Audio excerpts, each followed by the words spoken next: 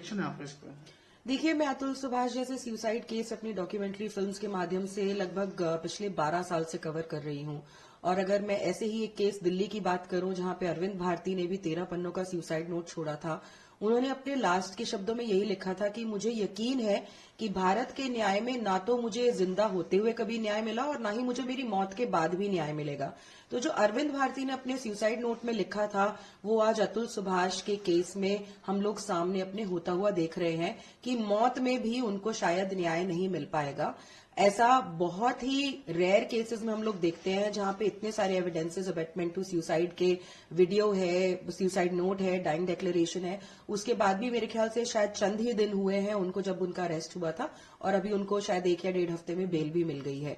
किन ग्राउंड्स पे बेल मिली है वो मुझे एग्जैक्टली क्लियर नहीं है, बट लेकिन बहुत अफसोस की बात है कि एक ऐसा केस जिसने पूरे के पूरे सिस्टम को शेक किया, पूरे के पूरे इंडिया को क्वेश्चन करने के लिए मजबूर कर दिया कि क्या हमारे कानून जो है वो बहुत ज्यादा एक तरफा है, उसमें 10 दिन में ही जो है बेल मिल जाती है अक्यूज्ड को। तो इसका मतलब जो भी उसका दर्द था, जो भी उसके साथ जो इन्होंने कहा कि तू मर जा, तू सुसाइड कर ले, वो कोई मायने नहीं रखता है। तो एक बार से दोबारा से ये प्रूव हो गया कि भारत में जो है सिर्फ महिलाओं की जिंदगियों की कोई भी महत्वपूर्ण है या महत्वता है, आदमी जो है वो मौत में जो भी है अपने न्याय नहीं एक्सपेक्ट कर सकते। मैम, कहाँ आप लूज पॉइंट देखती हैं, कहाँ जो एविडेंस है कहाँ कमी रह गई है, क्या कैसे देखते हैं आप इसको, क्या कारण रह सकते हैं? देखिए, मुझे तो इनके बेल मिलने का जो इन्होंने हाईकोर्ट में पिटीशन लगाई थी उसमें इन्होंने ये बताया हुआ है कि पुलिस ने इनको कुछ भी ग्राउंड्स ऑफ अरेस्ट क्लियर नहीं करे। अगर बैंगलोर पुलिस की तरफ से ये कोई वीकनेस हुई है तो फिर ये बहुत बड़ी वीकनेस है, कानूनी बहुत ज्यादा बड़ी वीकनेस है कि उन्होंने क्लियर नहीं किया at the time of arrest. जो प्रोसीजर्स होते हैं अगर उसको फॉलो नहीं किया तो कहीं ना कहीं ग्राउंड्स पर बेल बन जाते हैं। तो अगर इस ग्राउंड्स पे उनको बेल मिली है तो फिर ये तो फिर टेक्निकल खामी है, ये जो पुलिस की वजह से मेरे ख्याल से किसी ना किसी तरह की कमी हुई है जिसका इन्होंने फायदा उठाया और उन्होंने बेल ले ली है।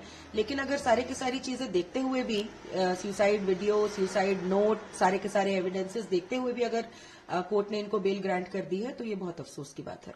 ऐसे में जो विक्टिम है उसके पास क्या रास्ता बनता है, क्या क्या करा जा सकता है, आप कैसे उसको देखेंगे? जी, जो अतुल का परिवार है वो बेल कैंसिलेशन के लिए डेफिनेटली मूव कर सकता है, लेकिन बेल कैंसिलेशन आमतौर पर नहीं एक्सेप्ट होती है अनटिल एंड अनलेस कोई बहुत ज्यादा स्ट्रांग ग्राउंड्स ना हो। और यहाँ पे हमें ये भी समझना पड़ेगा कि कहीं ना कहीं निकिता सिंघानिया जो है वो अपने आप को विक्टिम ही दिखाएंगी, क्योंकि उन्होंने डाउरी का केस किया हुआ था, डोमेस्टिक वायलेंस का केस किया हुआ था, उन्होंने 9 केसेस करे हुए थे जो कहीं ना कहीं वो कानूनन कर सकती हैं। अब ये हरासमेंट डेफिनेटली है, ये टॉर्चर डेफिनेटली है, 3 करोड़ की वो एलिमनी की डिमांड कर रही थी। तो लेकिन लीगली जो है ये अबेटमेंट ऑफ सुसाइड के लिए क्वालिफाई करते हैं ग्राउंड्स के नहीं, वो जो है कोर्ट को देखना है। जो इंस्टिगेशन है उनकी तरफ से वो कब हुई थी, क्या इमीडिएटली हुई थी कि नहीं, तो ये सारे के सारे टेक्निकल ग्राउंड्स हैं, लीगल ग्राउंड्स हैं जिनका जो है मुझे लगता है इस परिवार ने डेफिनेटली फायदा उठाया होगा। बट हम लोग अतुल सुभाष के परिवार के साथ हैं और हमेशा रहेंगे, और जो भी वो आगे स्टेप उठाना चाहेंगे हम लोग उनके साथ हैं। आपका बहुत बहुत धन्यवाद मैम।